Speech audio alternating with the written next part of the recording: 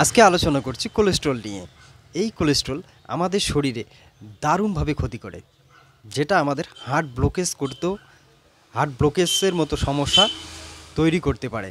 তাই কোলেস্ট্রল যদি হয়, সাবধানতা অবলম্বন অবশ্যই করবেন। সাবধানতা অবলম্বনের মধ্যে আজকে আমি আপনাদেরকে 3টে রেমেডির কথা বলবো। এই রেমেডিগুলো আপনারা একটাই, যে কোনো রেমেডি একটা করবেন, যেটা আপনার ভালো লাগে সেই রেমেডিটাই করবেন। দেখবেন যে আপনার কোলেস্ট্রল একদম ধীরে ধীরে শেষ হয়ে যাবে।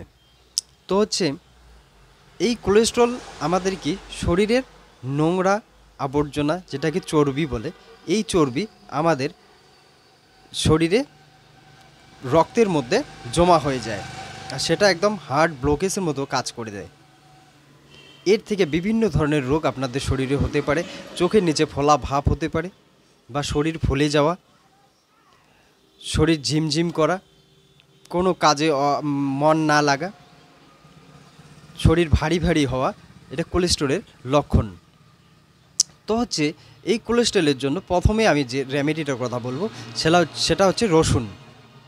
আপনি রসুনের 4টা কলি নেবেন, কোয়া বা কলি।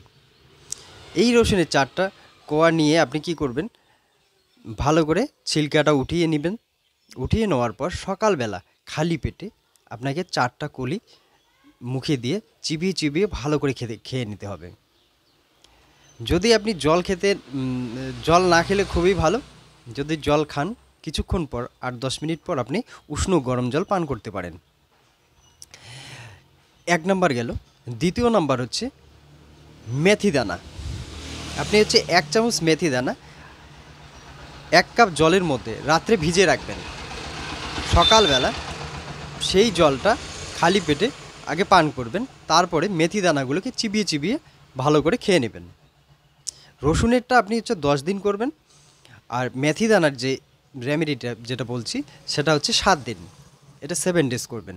দেখবেন যে ভিতরের যে আপনার চর্বি আছে, জমা হয়ে আছে, সেই চর্বিটাকে মাখনের মতো টেনে টেনে বের করে দেবে।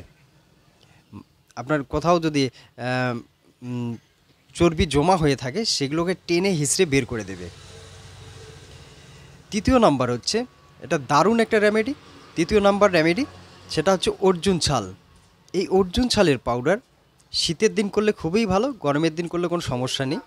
আপনি 1/2 চামচ অর্জুন ছাল নেবেন। অর্জুন ছালের পাউডার 2 কাপ জলের মধ্যে সেটা ফোটাবেন।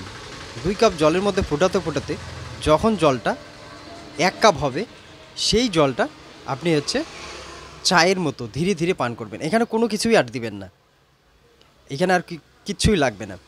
কিন্তু একটা জিনিস অবশ্যই সাবধানতা অবলম্বন করবেন। এই অর্জুন ছালটা আপনি 1 মাসের মতো করবেন।